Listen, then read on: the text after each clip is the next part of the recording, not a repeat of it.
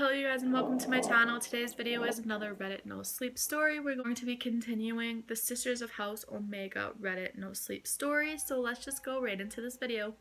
We left the last part of this when a bunch of screaming came down. Lou is upstairs with a girl in the girl's bedroom, and everybody downstairs starts screaming when Lou's girl goes back downstairs.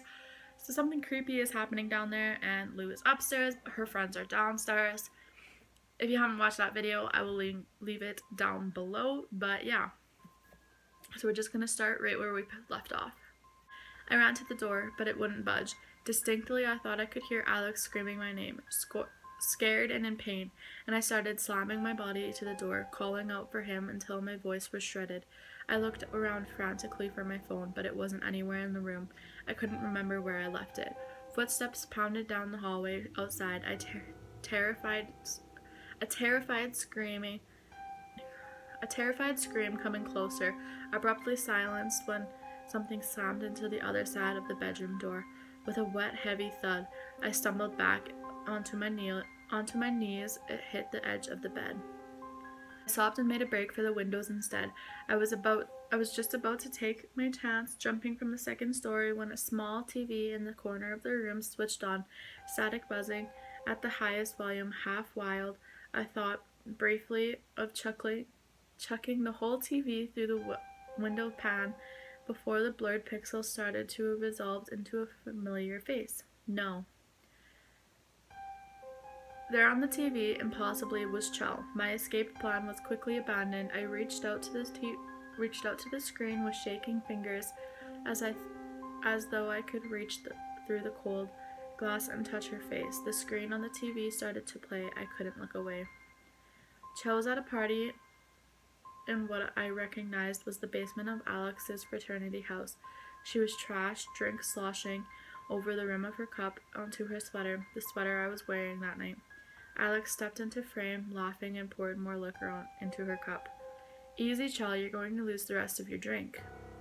"Can't have that," whooped a frat brother. In the background, Alex turned and shot him a glare. One of the other girls gonna get here?" Chell's voice was slurred, mumbling. "Is Lou still coming?" A chorus of giggles sounded from the small handful of girls in the background. I recognized Beth and Stacy as one of the onlookers. Alex looked back at the crowd and swallowed. He smiled wanly at Chell. "Yeah, Chell, she's on her way. Listen, how about we play a game while we wait for her?" My stomach felt like stone bile clawing up the back of my throat. Distinctly, I could still hear the rampage continuing in the house around me. Wails of pain and fear, shrieks of rage and triumph, and under it all, a thick, fleshy, ripping sound. "A game?" Chell looked at Alex with unfocused eyes, brow furrowed. Something was seriously wrong. Chell never got that drunk. "Yeah, it'll be fun." The men were circling up around Chell on the TV. The hair on my arms and neck stood up. Somebody in the real world was pounding on the door to the room, begging for help, but they sounded distorted and far away, like my head was in a fishbowl. "I don't know, Alex. I don't feel so good." Chell swayed on her feet. Alex was practically holding her upright. "It's okay, Chell. Just one quick game and then we're all done, okay?" Alex was smoothing Chell's hair away from her face almost tenderly. The ugly, sinister anticipation in my gut was building. Chell and Alex always had a bit of a thing, but this didn't seem like their usual flirting. It was a mockery of the sweet way Alex usually treated Chell. His eyes were filled with an odd mix of determination and regret, lust and anxiety. The Chell on the TV was too far gone to have any of those same misgivings. Chell was always too trusting of people, quick to see the good in everybody. She smiled broadly and dropped her head onto Alex's shoulder, wrapping her arms around him in a loose hug. Alex's frat brothers were circling like sharks. I wrapped my arms around my own waist and fell to my knees, tears streaming down my face. "Spin the Chell," somebody said. "Spin the Chell," somebody yelled. Chell looked up, confused, and Alex grimaced and spun her quickly in a circle. She stumbled onto the arms of another fraternity brother. She tried to push at him, but her movements were slow and weak. The guy forcibly kissed her and then shoved her back toward Alex, who did the same. This continued. Chell tossed about like a rag doll, sobbing my name in fear and confusion. She looked so lost, so young. I quit watching as soon as more hands started grabbing at her, pulling at her clothes. It wasn't hard to guess what happened next. I covered my ears and hunched in on myself on the floor, screaming, begging for it all to stop. I don't know how long I stayed there. I didn't even notice that everything had all gone quiet until I heard a click at the bedroom door opening behind me. It was loud it was as loud as a gunshot. In the sudden silence, I stood up slowly and moved toward the door in a daze. I stepped forward and barely registered the sick squelch of the rug under my feet. Red soaked the floor, and the bottom 18 inches of the wallpaper splattered in wide strokes on the upper walls and ceiling. A pile of gore that had once been a person slumped at the top of the stairs. A river of blood ran down the center of the staircase, thick and dark, flowing like a grisly red carpet to the open front door. I stepped around mangled limbs, and as I made my way carefully down the stairs, my mind was completely numb to the carnage. The sound of Chell's helpless tears still filled my ears. 2 steps from the front door, a faint voice gurgled to the left. Lou? Part of me wanted to ignore him, to just walk back out into the night down Country Road 5, back to the tiny, uncomfortable bed in my shitty dorm room, where I would fall asleep and this would all have been a nightmare. Please, Lou? Movements rigid, I forced myself to turn toward the living room. My breath hitched in spite of my detachment. There on the floor in the middle of a sea of shredded bodies was what was left of Alex. His blonde hair was tinged pink with blood. One of his eyes dangled loosely from its sockets. Both legs were missing below the knees. He dragged himself toward me with his right arm, nails cranking against the hardwood floor. His left arm, flesh ripped down to bone, and reached out for me, pleading. I didn't move. I couldn't. This was Alex, my best friend since kindergarten. Chell's prom date, my first and last kiss with a man. This was Alex, the man who threw my sister to the wolves, who raped her. The reason Chell was dead. Did Chell say, please, Alex? Alex choked on a bloody sob. I could see the guilt and shame awash in his one good eye. It wasn't supposed to go that far, he coughed. Blood spewed in a chunky froth across the hardwood. Please, Lou, I'm sorry. Groaning in agony, Alex inched closer to me, and I remained still, body frozen with indecision. Shall we spare him? Ice trickled down my spine. The voice belonged to Blue Eyes. There was no doubt, but it was different. A sonorous, echoing whisper, sighing on the wind like it came from everywhere at once.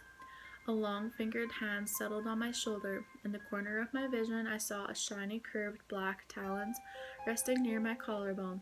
Just around the corners of the living room entryway, beyond my line of sight, I could make out the shadows of huge wings. Feathers rustled, claws tapped and clicked on the hardwood floor. Impatient, Alex looked toward the noise. Face twisted in fright, Blue Eyes squeezed my shoulder gently. I'm sorry, child. You weren't supposed to be here, but we wanted you to understand. Alex looked at me again, pleading. He opened his mouth to speak, but I beat him to it. He is all yours. As whatever monsters lurked in the shadows began to advance, the hand on my shoulder turned me away and steered me toward the door. Smooth black feathers filed my peripheral vision. A large wing curled around my frame to block the sights and muffle the sound of the former best friend's demise. I stepped into the cool night air and closed my eyes, lips brushed tenderly across my temple. Be at peace, dear one. Everything went black. I woke up late last Sunday morning, back in the dorms, tucked safely in my bed. For a couple of hours, I almost convinced myself I had dreamed the whole thing. Every trace of House Omega party has been scrubbed from existence. All of my text messages with Alex about it were gone. None of the sleek black invitations remained. I thought briefly, hopefully, that maybe it had all just been a grief-induced nightmare. Until the news broke that Alex's entire fraternity and a handful of Chell's sorority sisters had disappeared. The police have no leads. I know they won't find any. I drove back out onto the country road 5 a few days ago after half a week of fielding concerned phone calls from my mom. There's nothing there, just an empty field with an abandoned, decrepit farmhouse rotting in the prairie sun. Alex's mom has been calling me too to see if I've heard from him, if I have any clue what happened. I haven't told her the truth. I've decided that I won't. Sometimes lies are kinder. She doesn't need to know what kind of monster her son was, what kind of monster he was killed by. I spent most of the day today at the cemetery. I sat cross-legged in front of Chell's headstone, tracing the letters of her name and thinking of everything I should have seen earlier, everything I missed. A shadow fell over me, breaking my reverie. Mind if I join you? I squinted up into the afternoon sun. It was Anna. With everything else that had been going on, I had almost forgotten that she had been there that night. I guess I had subconsciously catalogued her as one of the missing. Apparently, officially speaking, she was never at the party either. She helped fill in some of the gaps. Chell came to me right after it happened, Anna said, voice tight. She sat down beside me in the grass, close enough our thighs were touching. I was furious, ready to call campus police, but she begged me not to. The boys and some of our sorority sisters had taken videos of the whole thing, she said, and threatened to expose her if she got too sensitive about it. I promised her I wouldn't call.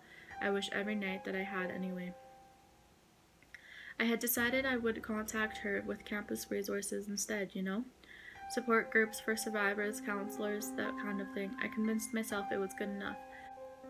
Before I could make it happen, Anna choked on her words. She cleared her throat and breathed out harshly through her nose. Well, I was too late. I would apologize to you, but an apology isn't good enough. You have nothing to apologize for, Anna. You tried to help her. I squeezed her hand. She squeezed mine back. Still, I felt like I had to do something. Anna stared at Chell's headstone, eyes hard. People like the men and women who hurt your sister. They think they're invincible, untouchable, and they're not entirely wrong these days. With enough money, you can get away with anything, right? She laughed, dry and humorless. So I knew I had to reach out to a higher authority. What did you do? Anna smiled grimly. My family worships the old gods. I shivered at that, a chill dancing across my skin. I called upon a long-forgotten sisterhood, ancient and hungry. If I could deliver them the guilty parties, they promised they could deliver justice. Her expression softened as she finally looked at me. You were never supposed to be there. Oh, honey, I am so sorry. I didn't tell her it was okay because it really isn't, but I appreciated her apology nonetheless. I nodded and squeezed her hand again, blinking back tears. So what now? The deed is done. Anna stood up and dusted the grass off the back of her leggings. They'll have to move on. Anna looked at me long and hard and bit her lip. She nodded to herself and reached into her purse. They did ask me to make one last delivery, though. Anna pulled out a very familiar piece of black cardstock, embossed with gliding lettering. She handed it to me. I took it with trembling hand. There's no pressure and no expiration date, Anna said. She started to go, but I turned back one last time with a sad, sweet smile. I really am sorry, Lou, for everything. Chell was the best of us. I waited until her figure faded into the distance to look down at the paper in my hands. It was a new invitation to me this time. Louise Teller, true of heart and strong of will, the sisters of House Omega invite you into our fold. A black candle to summon us, a white candle to turn us away. We will heed your call. I thought of Chell, crying and confused, stumbling in the dark basement. I thought of Chell the last time I had seen her in my life, head thrown back in laughter. I thought of Chell, cold and still in the ground beneath me. I crumpled the invitation in my fist. It's quiet tonight. Not even a breeze rustles the dying leaves. And yet a soft wind is disturbing the flame of the black candle I placed in front of an open window. A low, sweet voice floats on the breeze, speaking in old language, and feathers flutter in the dark just past my line of vision. I was never the type to join a sorority, but I think there might be something to this whole sisterhood thing after all.